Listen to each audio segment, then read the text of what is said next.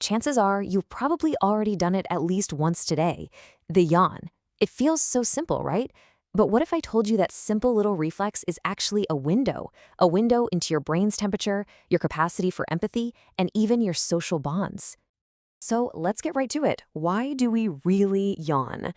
If your first thought is something like, well, because I'm tired, or I need more oxygen, you're not alone, but you're also not quite right. Those old ideas are getting pushed aside by some seriously fascinating science. For the longest time, these were the answers everyone accepted. Yawning meant you needed oxygen, or you were just bored. But what the latest science is showing us is way more interesting. It turns out yawning isn't about something we're lacking. It's about what our brain is actively doing. It's cooling itself down, and believe it or not, it's sending signals to the people around us. So, to really get why we yawn, we've got to first look at what a yawn actually is.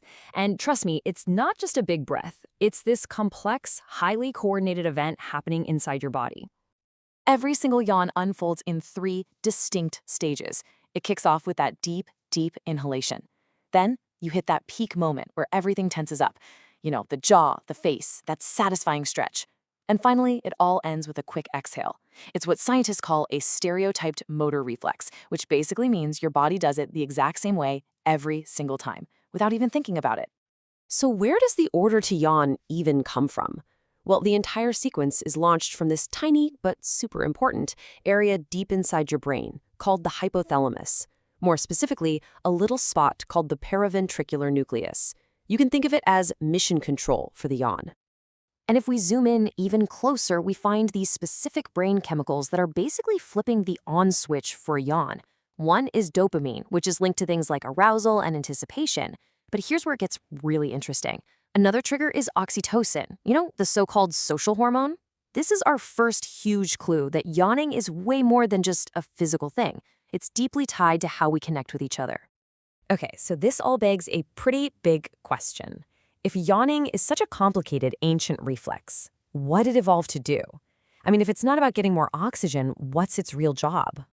Well, the leading theory today, and it's a cool one, is that yawning is your brain's personal air conditioner. That powerful stretch and the big gulp of air actually increase blood flow to the brain.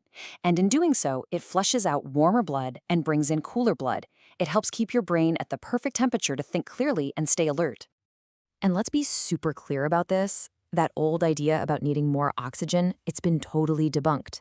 Scientists have done studies where they give people extra oxygen to breathe, and it does absolutely nothing to stop them from yawning. In the scientific community, that theory is officially considered obsolete. And check this out. This is what really seals the deal for the cooling theory. A massive study looked at over 100 different species and found that how long a yawn lasts has nothing to do with body size, but it has everything to do with brain size and how many neurons are in it. So humans, with our huge complex brains, we have some of the longest yawns out there. It makes sense, right? A bigger, hotter engine needs a better cooling system. But wait, brain cooling is only half the story. Because yawning isn't just something your body does, it's something we do together. We've all been there. You see someone else yawn, and then, bam, you got that undeniable urge yourself. So what is going on? Why is it so contagious? First off, no, you're not imagining it. It's a real documented thing. Somewhere between 40 and 60% of us are susceptible to catching a yawn. But the real question is, what's driving it? The answer seems to lie in what some people call the brain's social echo. It's a network of special cells called mirror neurons. These things are incredible. They fire not only when we do something, like yawn, but also when we just watch someone else do it. It's like the neurological foundation for imitation, for understanding, and for empathy. And the link between contagious yawning and empathy is it's incredibly strong. Get this, we don't even start catching yawns until we're about 4 or 5 years old, right around the time we start being able to understand other people's points of view. Plus, people who score higher on empathy tests, they're more likely to catch yawns. And maybe the most telling thing of all, you're far more likely to catch a yawn from family or a close friend than from a total stranger. It's this unconscious signal of connection. And you know what? This isn't just a weird human thing. Chimpanzees, dogs, lions, lots of social animals catch yawns too. And just like with us, it's tied to their social bonds. Your dog is actually more likely to yawn after you do than after a stranger does. It's this ancient, deep-seated mechanism for keeping the group connected and in sync. The evidence just keeps piling up when we look at conditions that affect how people process social information. For individuals with autism or psychopathy, the response to someone else's yawn is significantly lower. This just further strengthens the idea that this simple reflex is deeply, deeply woven into the fabric of our social brains. Okay, so we've seen that yawning can be a brain cooler and a social bonding tool. But what should you take away from all this for your own health? Well, it turns out sometimes how often you yawn can be a really important message from your body.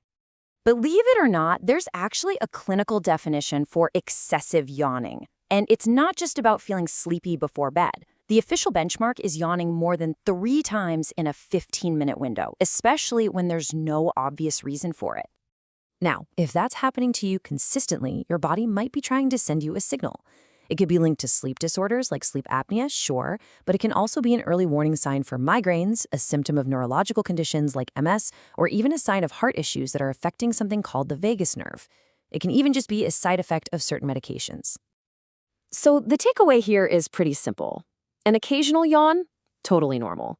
But if you find yourself consistently hitting that more than 3 yawns in 15 minutes mark without feeling tired, that's a conversation worth having with your doctor.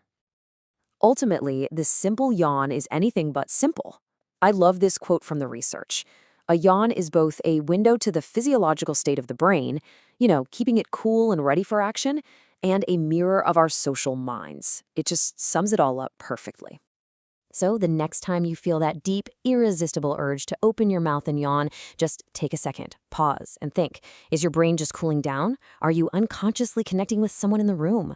Or maybe, just maybe, is your body trying to send you a message? What is your next yawn telling you?